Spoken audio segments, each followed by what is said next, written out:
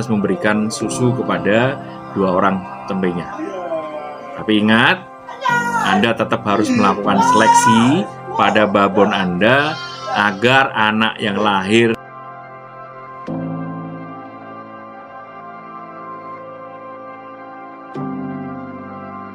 Halo kawan TNG, ketemu lagi dengan saya Eko Utomo, owner dari TNG Farm. Nah, pada hari ini saya ingin berbagi kepada Anda semua tentang sebuah topik yang pasti akan menarik Anda. Khususnya Anda yang peternak aliran breeding. Jadi berdasarkan pengalaman yang sudah saya lalui selama di TNG, memelihara sekitar 200 kambing dan domba, ada sebuah kunci kesuksesan di dalam breeding yang saya pelajari. Saya ingin share kepada Anda. Kuncinya adalah serba kumal. Jadi ada 4 kunci sukses di dalam breeding. Serba kumal. Sernya adalah sering, yang pertama. Banyak adalah banyak, kunya adalah kualitas, malnya adalah mahal. Jadi kalau Anda adalah peternak breeding, yang Anda harus lakukan adalah sering beranak, anaknya banyak, anaknya berkualitas, dan anaknya atau cempenya mahal. 4 kunci di dalam sukses breeding. Oke, Anda siap untuk mendengarkan?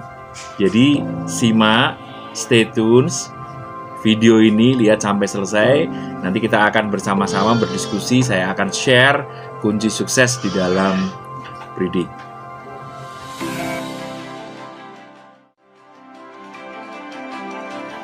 Oke, rekan TNG, kita mulai dari yang pertama. Kunci sukses di dalam breeding yang pertama, yaitu adalah sering. Apa sih yang dimaksud dengan sering? Yang dimaksud dengan sering adalah bahwa indukan atau babon dari kado, kambing dan domba yang kita pelihara itu bisa sering-sering beranak atau melahirkan. Terus seberapa sering kambing dan domba babonnya itu melahirkan? Nah, secara umum rule of thumb itu adalah aturan jempol, aturan yang secara tidak tertulis kita pegang, namun akan membantu kita di dalam melakukan implementasi dan eksekusi. Kambing dan domba itu dalam waktu 2 tahun ya, itu mereka bisa melahirkan atau seringnya melahirkan sebanyak 3 kali. Saya ulangi ya, di dalam 2 tahun akan melahirkan sebanyak 3 kali. Itu hitung-hitungannya dari mana sih? Hitung-hitungannya kalau kita hitung ya, kambing dan domba itu mereka bunting kurang lebih 150 hari atau kurang lebih 5 bulan. 5 bulan kan? 5 bulan. Sehingga kalau mereka 3 kali bunting, artinya berapa? 15 bulan totalnya. Tetapi kan sebelum bunting dan sesudah bunting, pada saat sesudah melahirkan kan butuh waktu. Pada waktu kambing dan domba birahi, itu waktu birahinya kurang lebih sekitar 21 hari. Jadi kalau misalnya waktu birahi lewat tidak dikawini, mereka akan masuk di waktu birahi berikutnya, di 21 hari berikutnya. Jadi kalau gampangnya kita buat 2 bulan persiapan untuk kawin, artinya di dalam 3 periode akan butuh waktu 2 kali 3, 6 bulan. Nah, 6 bulan ditambah dengan 15 bulan jadi 21 bulan. Untuk amannya ditambah lagi spare 3 bulan, sehingga genap 2 tahun bisa 3 kali beranak. Jadi kita sebagai peternak harus pastikan benar-benar bahwa babon yang kita miliki itu bisa beranak sesering mungkin. Caranya bagaimana? Nah, kalau bicara tentang cara, ini memang berbagai peternak punya pendekatan yang berbeda. Ada yang peternak yang membiarkan begitu saja, sehingga bisa saja baru 21 hari sesudah melahirkan, begitu babonnya sudah birahi, sudah langsung dikawini oleh pejantan. Nah, ada juga nih peternak di mana dia menunggu sampai usia 3 bulan, sampai usia sapi baru kemudian dikawinkan. Otomatis membutuhkan waktu yang lebih panjang.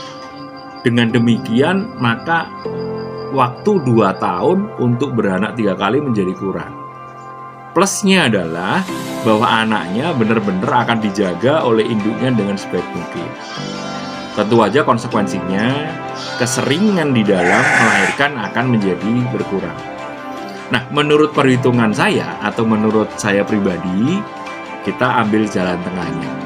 Jadi apa yang saya lakukan di TNG, ini saya yang saya lakukan ya. Jadi rekan-rekan peternak bisa memilih sendiri sih pendekatannya.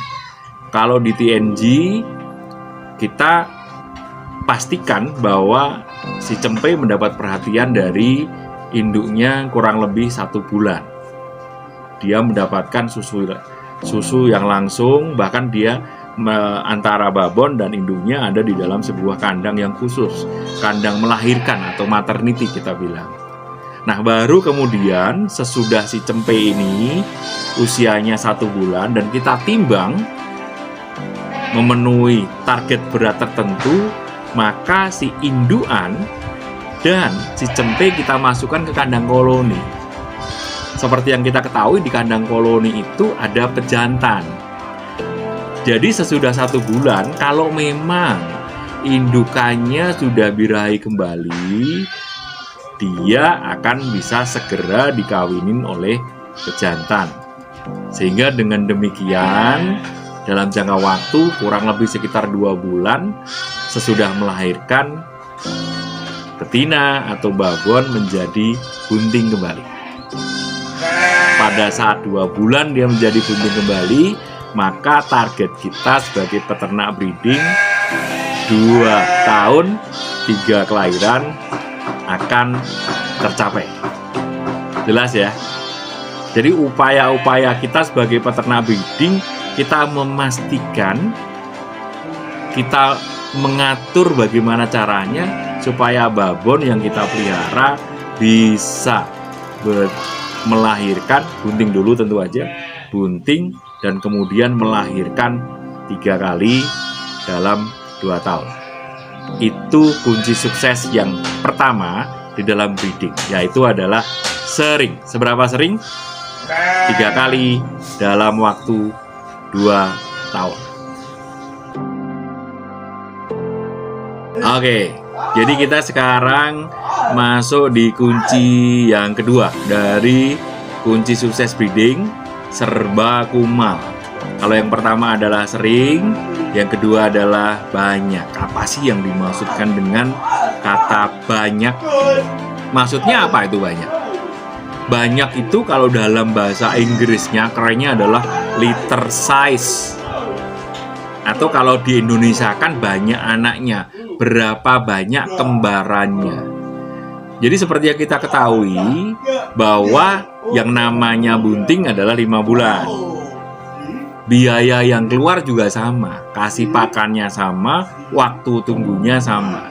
Jadi Anda bayangkan kalau waktu tunggu, biaya yang keluar sama, kemudian ada yang cuma lahir 1, ada yang lahir 2, ada yang lahir kembar 3.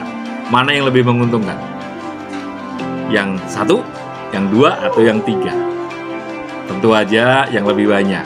Nah, menurut penelitian yang pernah saya baca jurnalnya, sebenarnya secara rata-rata sebagian besar kambing dan domba itu rata-rata liter size-nya itu kurang lebih 1,5. Loh, apa itu maksudnya 1,5? Apakah lahir 1,5 ekor? Bukan begitu maksudnya. Tetapi di dalam, misalnya di dalam 100 ekor babon yang melahirkan, maka jumlah rata-rata anaknya itu 1,5. Ada yang lahir 1, ada yang lahir 2, ada yang lahir 3. Nah, bagaimana caranya kita sebagai peternak kita membuat rata-rata kita paling tidak 1,5. Kalau bisa lebih tinggi dari 1,5. Caranya gimana? Caranya adalah kita melakukan seleksi kepada induk-induk yang memiliki kecenderungan untuk melahirkan kembar. Nah, induk atau babon yang memiliki kecenderungan melahirkan kembar itu kita pelihara, sedangkan induk yang memiliki kecenderungan untuk hanya melahirkan satu itu kita afkir atau kita jual. Walaupun Anda harus ketahui ya, bahwa untuk dere atau dara yang baru pertama kali melahirkan, biasanya di dalam tanda kutip mereka baru belajar. Anaknya cuma satu. Sehingga kita tidak bisa bilang bahwa, wah ini babon saya cuma melahirkan satu. Kalau dia sebenarnya dere, belum pernah melahirkan, itu masih bisa dimaafkan. Tetapi kalau sudah melahirkan yang kedua kalinya, atau kadang-kadang dinamakan laktasi 2, kita harus pastikan anaknya kembar 2 atau kalau bisa kembar 3. Sehingga dengan demikian, dengan masa pemeliharaan kebuntingan yang sama, kita akan mendapatkan benefit yang lipat 2 untuk kembar 2, lipat 3 untuk kembar 3. Tentu aja ada trade-off. Trade-off itu adalah ada biaya yang keluar. Kalau anaknya kembar 2, tentu aja bahwa si induk harus lebih banyak mendapatkan pakan yang bergizi karena harus memberikan susu kepada 2 orang tembenya. Tapi ingat, Anda tetap harus melakukan seleksi pada babon Anda agar anak yang lahir banyak. Yang pertama sering, yang kedua banyak. Targetnya berapa? Harus lebih dari 1,5. Bisa? Pasti bisa.